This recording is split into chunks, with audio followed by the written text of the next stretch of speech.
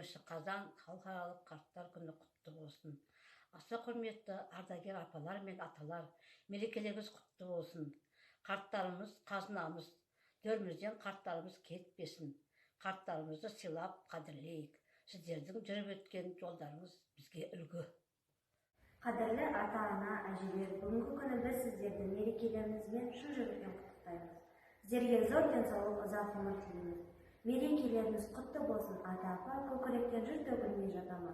Зейнетіне жетіңіздер өмірдің кенеліп бір ілтип атты батаға. Дорогие наши бабушки и дедушки, сегодня выражаем уважение всем людям седовласым пожилым. Вы вырастили нашего поколения, и мы за это вас благодарим. Желаем вам здоровья, долголетия, заботы и внимания родных. Вы украшение нашего столетия. Сердечно поздравляем пожилых. Вы достигли возраста такого, что просится приветственное слово. Примите наши поздравления. Здоровья, счастья и добра. Пусть плохого настроения у вас не будет никогда. Әдетті жан бол деген, атам сөз санамда.